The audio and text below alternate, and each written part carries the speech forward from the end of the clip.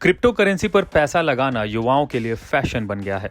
आज क्रिप्टो बाजार में पैसा लगाने वाले निवेशकों की संख्या भारत में सबसे ज्यादा है। इससे साबित होता है भारतीयों का भी क्रिप्टो बाजार में अच्छा खासा पैसा लगा है। जबकि अभी तक भारत में क्रिप्टो का फ्यूचर क्या होगा, इस पर काले बादल मंडरा रहे हैं।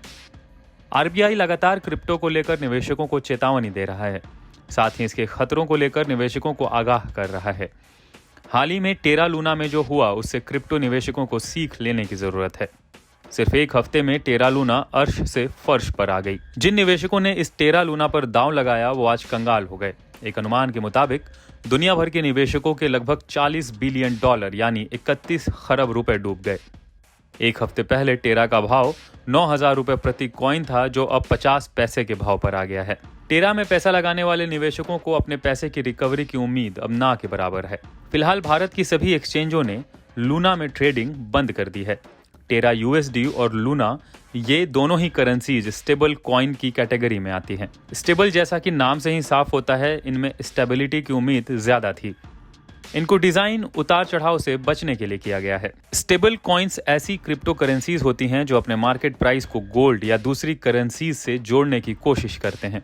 ये ऐसी डिजिटल ट्रांजैक्शन के लिए ज्यादा इस्तेमाल होते हैं जिनमें वर्चुअल एसेट्स को वास्तविक एसेट्स में कन्वर्ट करना शामिल होता है। यूएसडी कॉइन, टीथर और बिनांस यूएसडी कुछ लोकप्रिय स्टेबल कॉइन्स हैं जो अमेरिकी डॉलर से जुड़े हैं।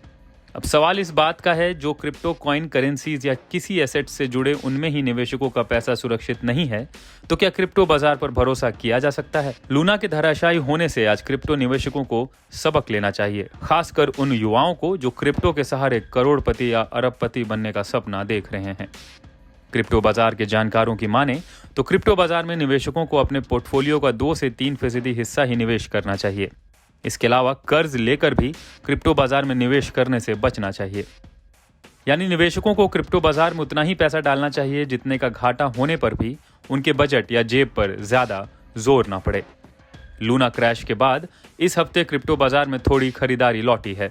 सोमवार के बाद मंगलवार को भी क्रिप्टो टोकन्स में खरीदारी देखी गई। रात 9 बजे तक बिटकॉइन 1.5% मजबूत होकर 24,50,000 पर ट्रेड कर रहा था। वहीं इथेरियम 2% चढ़कर 1,66,000 और रिपल यानी XRP 3% मजबूत होकर 35 रुपए पर कामकाज कर रही थी। बिनांस कॉइन 2.5% चढ़कर 24,556 और सोलाना 5% चढ़कर 4,453 पर ट्रेड कर रही थी। क्रिप्टो मार्केट को भारी उतार चढ़ाव के लिए जाना जाता है। वैसे जिन निवेशकों का क्रिप्टो पर भरोसा है वो इस मार्केट की ब्लू चिप करेंसीज में ही पैसा लगाएं। बिटकॉइन, इथेरियम जैसी बड़ी करेंसीज ब्लू चिप कैटेगरी में आती हैं।